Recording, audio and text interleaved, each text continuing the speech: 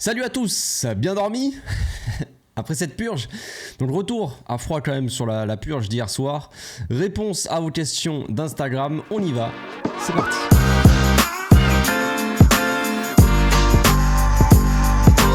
Au passage, n'hésite pas à nous rejoindre si c'est pas encore fait et à partager la chaîne autour de toi, ça fera plaisir à tonton. Bon, avant de commencer, j'espère que vous allez bien les amis, que vous êtes pas tombés dans la dépression non plus. Ce n'est qu'un match, ce n'est que le premier match de Liga. Certes, c'était peut-être un des pires matchs de football qu'on pouvait voir, mais quand même, c'était qu'un match. Si on peut noter 2-3 choses par rapport à ce match-là, c'est que comme à l'image de la saison dernière, on commence encore une fois par un match nul, un 0-0. Encore une fois, on se prend un rouge aussi dès le premier match. Voilà, un match pas facile à gérer contre Retafe, une équipe qu'on n'arrive pas à jouer concrètement, hein. C'est tout simplement le cas. Peut-être que Xavi ne trouve pas les solutions, mais ça remonte bien plus loin que Xavi aussi, hein. C'est même quand il n'y avait pas Xavi, on n'arrivait même pas contre cette équipe d'assassins. Donc c'est notre bête noire, on va dire, notre l'anti-football total.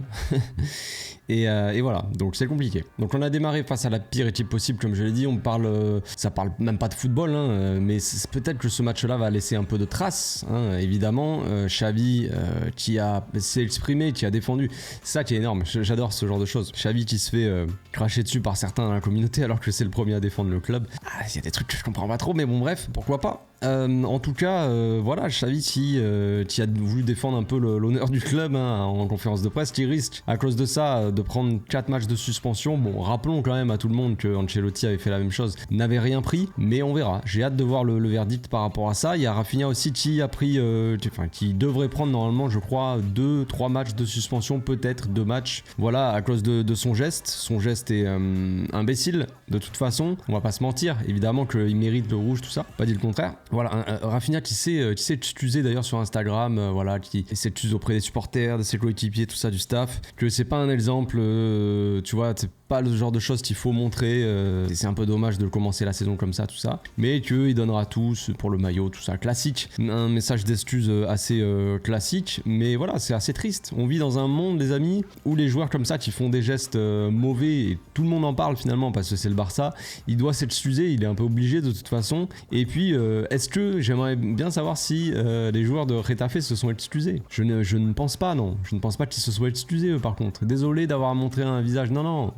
Eux, ils sont limite fiers de ça, t'sais. T'as le mec qui s'est pris un rouge, il est sorti sous les applaudissements, comme s'il avait gagné la Coupe du Monde, le type, c'est fou. Leur coach, qui est vraiment catastrophique, hein, le coach, les déclarations du coach, tout ça, il dit que les déclarations de Xavi, qui se plaint et qui dit clairement que cette Liga, elle est pétée, frère, que les arbitres, ils font un taf dégueulasse. Et leur coach, il dit que de dire ça donne une mauvaise image de la Liga, mais frère, non, mais on vit dans un monde, frère, ça ne tourne vraiment pas rond, cette histoire. Ça tourne pas rond, quand même. Et les mecs, ils réfléchissent à l'envers, c'est un truc de ouf quand même. Ça donne une mauvaise image, mais par contre de pratiquer ce football là et de jouer comme ça pendant 115 minutes, hein, on a joué hier, ça c'est vraiment une belle image de la Liga, donc c'est magnifique. Donc pour rappeler quand même vite fait, hein, on a joué hier 115 minutes, c'est le plus long match de foot en Liga depuis 2007, je crois, un truc comme ça, la saison 2007, sachant que quand même sur les 115 minutes, on a joué au football concrètement 60 minutes. Sur 115 minutes, on a joué 60 minutes. C'est assez incroyable. La moitié,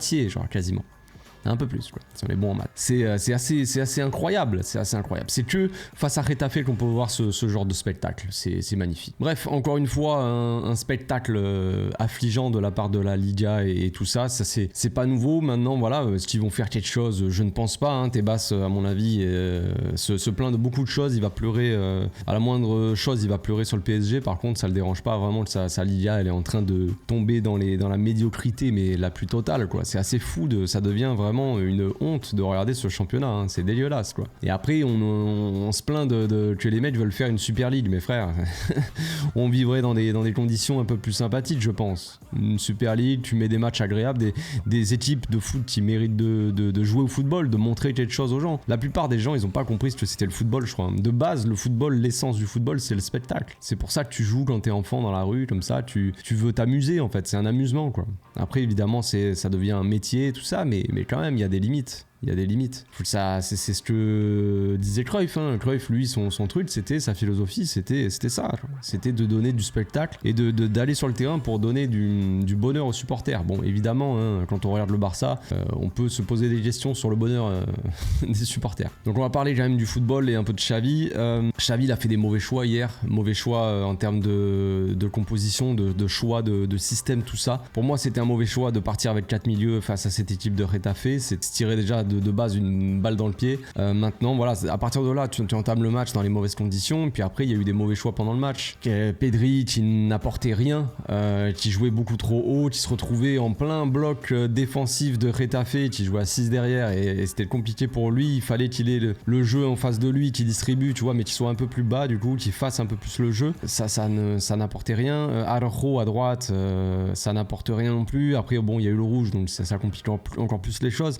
Mais tu fais rentrer Abdé, au lieu d'avoir un Abdé à droite et un Baldé à gauche, tu vois, deux ailiers, le but du Barça, ce serait d'écarter. Tu vois, t'as un bloc très resserré, très bas, avec beaucoup de défenseurs, tu vois, un bus. Le but, c'est vraiment d'écarter au max pour passer dans l'entrejeu, tu vois. Créer des situations, des décalages, des trucs, des appels, tu vois, dans l'entrejeu. Et là, en fait, t'écartes pas parce que t'as Baldé et Abdé qui se marchent dessus sur le côté gauche et de l'autre côté, t'as Araujo qui anime le couloir droit. C'est des trucs qui sont incompréhensibles pour moi et qui sont pas des choix logiques. Il y a aucune logique là-dedans. Bref, je vais vite fait donner aussi mes top joueurs. Je l'ai dit hier, j'avais dit que De Jong avait fait un bon match. Roméo aussi a fait un match plutôt propre. Et j'avais oublié de parler dans le débrief, mais je l'ai pas oublié hier soir quand même. Je l'ai vu. J'en ai parlé sur Twitter. Koundé a fait un match excellent, encore une fois en tant que central, meilleur défenseur hier. Meilleur défenseur déjà contre Tottenham. En pré-saison, défenseur le plus régulier aussi, je pense. Donc vraiment une bonne chose, Koundé dans l'axe. Et ça va donner un casse-tête de plus à Xavi quand il va devoir choisir entre Araujo, Christensen, Koundé. Franchement, Koundé très très bon en tant que axial. Et puis après, bon, Lamine en dessous qu'on fait une bonne rentrée, je trouve plutôt sympathique. Donc on va passer aux questions-réponses. Vous avez été nombreux à me poser des questions, les amis. Souvent, on y revient un peu à la même chose. Donc je vais sélectionner un match de questions. On va essayer de faire ça rapide. Je vais essayer d'être clair et concis pour pas faire une vidéo trop longue. Je sais qu'il y en a qui se plaignent des fois. Ouais, tu fais des vidéos trop longues, je sais, les gars, mais que voulez-vous. Première question de Teddy qui dit: je pense qu'il faut remettre un ailier gauche parce que le milieu à 4, c'est bon, c'est chiant à force. Donc ça, c'est la question qui est le plus revenue dans les questions Instagram. Moi, je suis d'accord. Le problème de ce milieu à 4, ce n'est pas le milieu à 4 en tant que tel en soi. Ce qui est problématique, c'est que face à une équipe comme Retafe qui est très regroupée derrière, le milieu à 4 n'a aucun sens. Le milieu à 4, c'est fait pour avoir la maîtrise du jeu, tu vois, globalement. Et quand t'as ce milieu à 4, ça marchait très bien quand t'avais Dembélé sur l'aile parce que c'est lui qui créait vraiment le côté percussion, décalage, accélération, tu vois. T'as la maîtrise du jeu, tac, tu décales sur Dembélé, ça déclenche l'action et ça fout le bordel. Là, il y a personne. Rafinha est un joueur, un profil de meneur aussi, donc on maîtrise ce ballon. Il y a très peu de mouvement aussi, parce qu'il y en a beaucoup qui m'ont dit ouais, ça sert à rien de jouer avec un milieu à 4. Il nous faut des joueurs de percussion. Mais pas forcément. Tu mets Dembélé dans ce match-là qui a de la percussion, je suis pas sûr qu'on gagne 3-0 le match non plus, les gars. Abdé est rentré, il a rien apporté. Pourtant, c'est un ailier de percussion, de dribble, tout ça, tu vois. C'est pas une question de percussion, c'est une question de mouvement, c'est une question d'appel, c'est une question de jeu sans ballon, tout ça. Et on l'a bien vu quand Lamine est rentré et Ansu Fati est rentré. Ansu Fati qui a apporté beaucoup de mouvement. Et là, ça a créé des décalages, des trucs, tu vois. Il y avait des choses à faire, tu vois. Mais le problème, c'est qu'on avait un milieu à 4 assez statique, un bloc de Retafe qui était très dense, très bas. Donc en fait, on n'a pas de joueur vraiment de profondeur. On avait Rafinha qui a fait 2-3 appels avant de mettre un coup de coude dans la tronche du gars et de prendre un rouge. Mais voilà, après le problème c'est ça, quoi. C'est que Baldé, ça a beau être un joueur de percussion, il percute pas vraiment en soi quand il joue trop haut et il fait pas d'appel dans la profondeur vraiment. À l'image de Jordi Alba, tu sais, tu faisais tout le temps des appels dans le dos de la défense. Baldé, lui, nada, niet. Donc le problème du milieu à 4, ce n'est pas de jouer avec un milieu à 4, ça dépend des matchs en fait, tout simplement. C'est ça que je comprends pas avec le match d'hier, c'est que Xavi devrait le savoir, ça en fait, tout simplement. Je ne prétends pas être meilleur que Xavi ou quoi, pas du tout. Genre, je pense que Xavi, il a rien du tout à apprendre de moi, mais quand tu vois que en face, tu sais que ça va être un bloc bas, tu sais que ça va être, ils vont jouer à 15 derrière, tu le sais déjà. Et le but là, c'est pas d'avoir une maîtrise vraiment du ballon, on sait déjà qu'on va avoir la maîtrise maîtrise. Les mecs ils jouent pas en face. De toute façon, tu mets n'importe qui sur le terrain et le mec il va avoir la balle. Donc là, le but c'était de créer vraiment du mouvement. Et là, on a des milieux qui ont été beaucoup trop statiques, des ailiers qui n'ont pas assez élargi, tu vois. La défense, qui n'ont pas assez étiré cette défense là. Donc ça n'a pas marché tout simplement. Il fallait pas être un génie pour le voir. Il fallait oui, on aurait dû jouer pas forcément à 4 milieux, mais avec un autre attaquant, tout simplement. Quand Rafinha est sorti, quand il a pris un rouge, on a joué qu'avec Lewandowski. On avait juste Lewandowski en attaque. Et un Lewandowski qui, on va répondre aux questions, qui est catastrophique, qui n'apporte plus rien. Il va falloir qu'il se concentre sur son objectif principal, être dans la surface et être efficace. Ensuite, question de Rémi qui dit: tu penses quoi des 10 minutes de temps additionnel? Bah je pense que de toute façon c'est une vanne, c'est une blague. Ça sert à rien tout ça, ça sert à rien. On voit que ça a ses limites.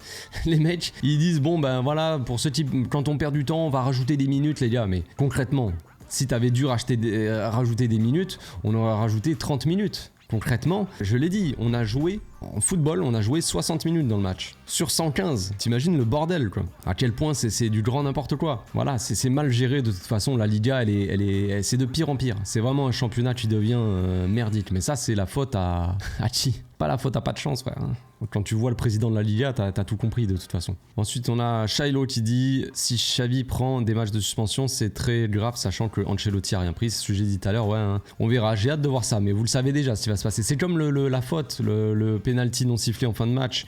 On le savait. On le savait très bien, les gars. Quand j'ai vu le ralenti, j'ai dit: il ne le donnera pas, c'est un penalty à la fin du match. Dites-vous juste que si le Real Madrid avait eu une faute comme ça, l'arbitre, tu peux être sûr à 100% que l'arbitre il aurait même pas réfléchi, il aurait sifflé. Là il y a eu déjà la VAR, déjà quand la VAR l'a appelé, tu vois qu'il a fait une grimace. Tu vois il est là, ça m'emmerde tu vois. Je dois vraiment aller voir l'écran? Ouais, faut que tu viennes. Bon allez vas-y.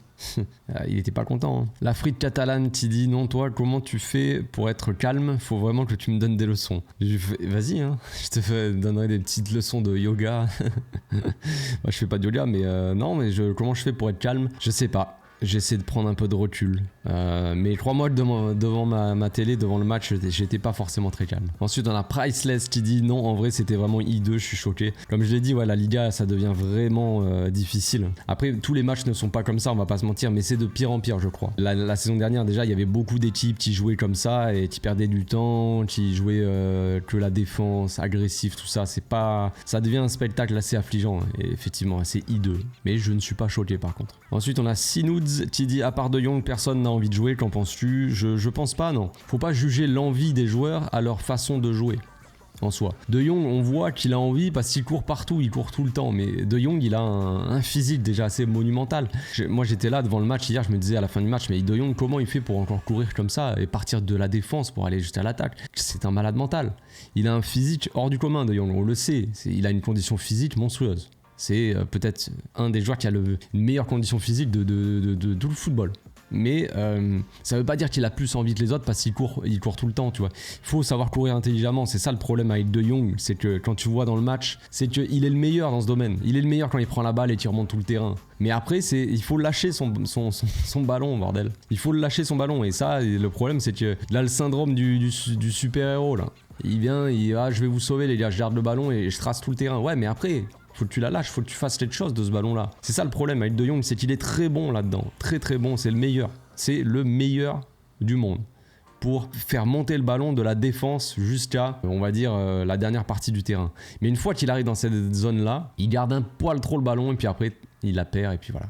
C'est dommage, c'est dommage. Il pourrait vraiment être monstrueux. S'il savait lâcher son ballon à temps, il pourrait être beaucoup plus fort, je pense. Ensuite, on a Khalidou qui dit: le milieu à 4 va falloir le revoir, c'est pas la peine de jouer ainsi contre ce genre d'équipe. Exactement, c'est ce que je disais tout à l'heure. Ça n'a aucun sens. Ça n'a aucun sens de jouer avec 4 milieux contre des équipes bloc basse. Ça n'a pas de sens. Xavi, il va falloir qu'il se remette les idées en place et qu'il reste pas bloqué sur un seul système, un seul truc. Milieu à 4, c'est bon, milieu à 4, j'ai trouvé la lumière. Il y a d'autres façons de jouer dans le football.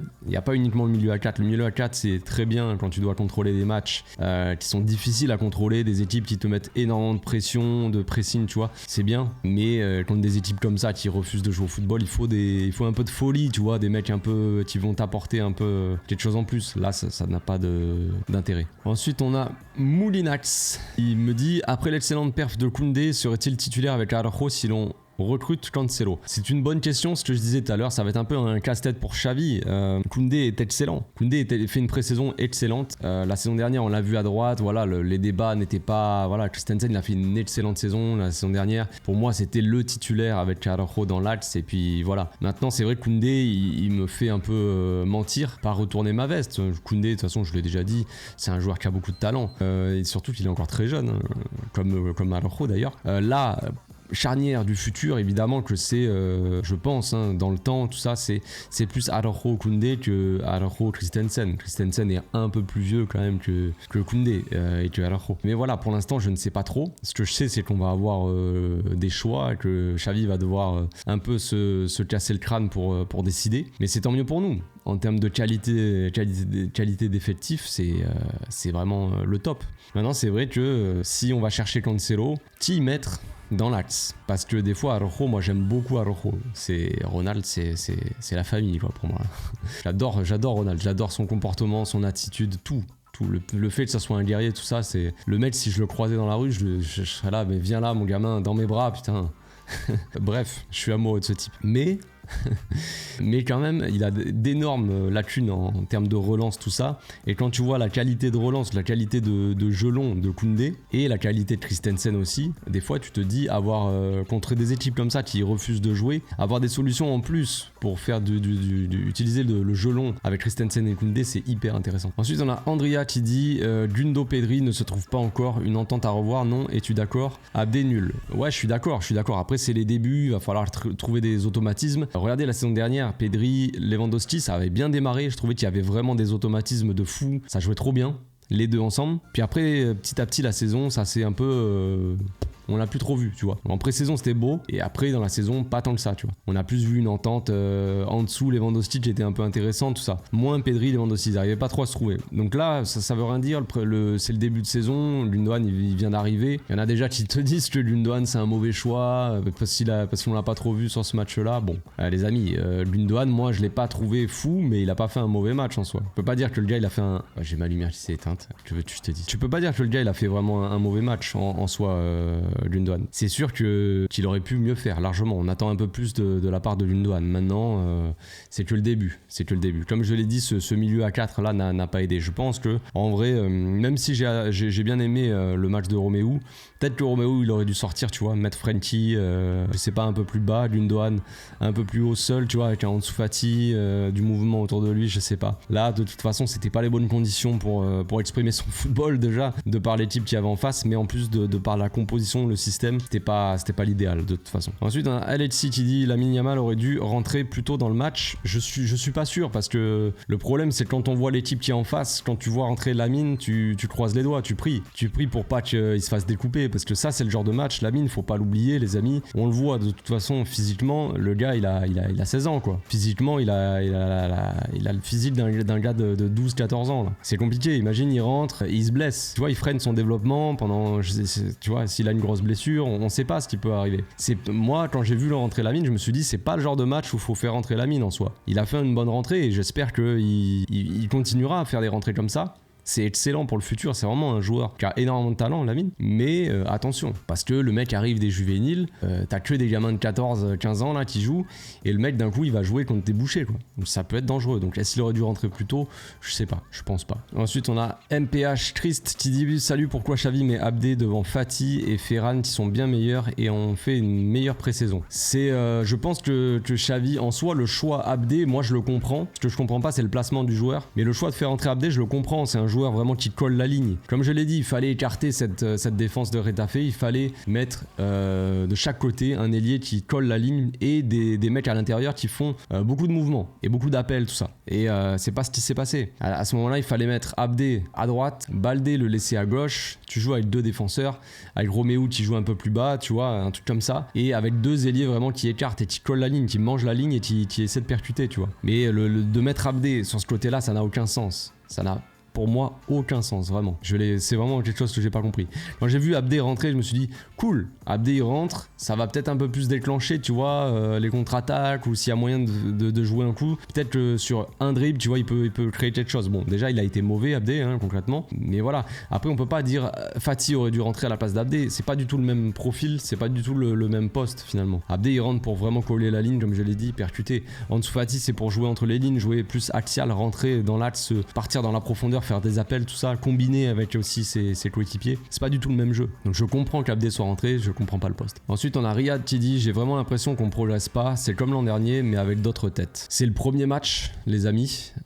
Oui, quand on regarde la pré-saison, quand on regarde ce premier match là, on peut se dire oui, il y a aucune progression concrètement.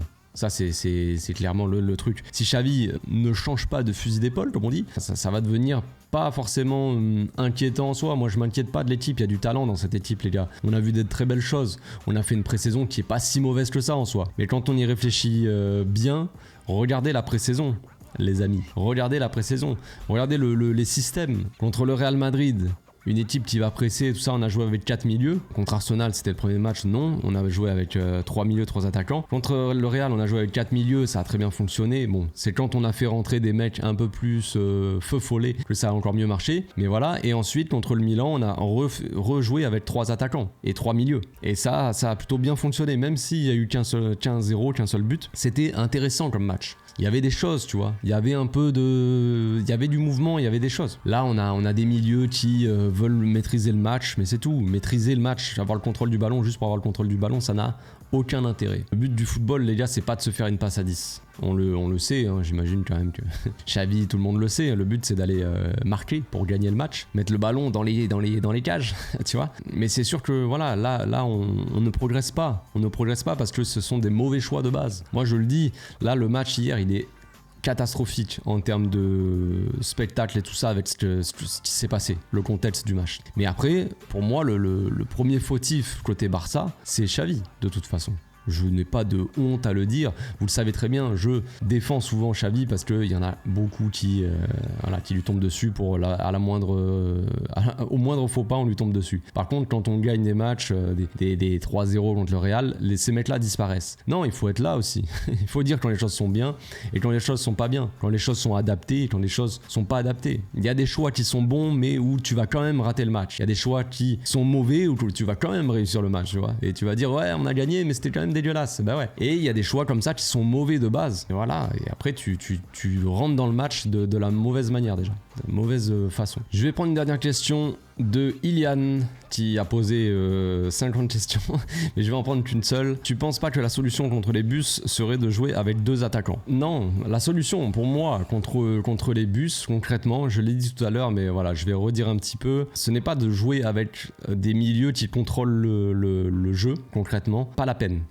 Derrière, tu sais qu'ils sont 6, ils ont joué en 6-3-1, ils jouent avec un seul attaquant. Donc tu peux rester déjà avec 2 derrière. Tu fais une équipe assez offensive. T'as pas besoin déjà d'avoir des milieux. Il faut pas avoir beaucoup de joueurs dans l'axe, tu vois, qui n'apportent pas de mouvement déjà dans un premier temps. Mais tu sais, Retafe, eux, leur but, c'est de jouer compact derrière et de t'amener vers l'axe. Et vers l'axe, il y a beaucoup de joueurs. Il y a les 3 milieux qui sont très bas. Il y a 4 défenseurs centraux avec 2 latéraux et voilà, une fois que tu passes dans l'axe, ça se resserre sur toi et c'est foutu. T'es obligé de revenir en arrière, voilà, et puis si t'arrives à passer, ils te mettent un coup de coude dans la tronche ou dans le ventre et c'est réglé. Donc là, le but, c'est d'avoir des ailiers qui sont là juste pour faire joli concrètement. Parce qu'il te faut des ailiers qui collent la ligne, qui étirent ce bloc pour éviter justement qu'il se resserre, tu vois, sur toi. Si tu n'as pas d'ailier qui colle la ligne, qui écarte l'équipe adverse et que tout le monde va dans l'axe, bah ils te prennent en étau, tu vois. Tu vois, le truc il se referme sur toi comme ça et t'es bloqué dans l'axe, après c'est foutu. Mis à part si tu es Lionel Messi ou je ne sais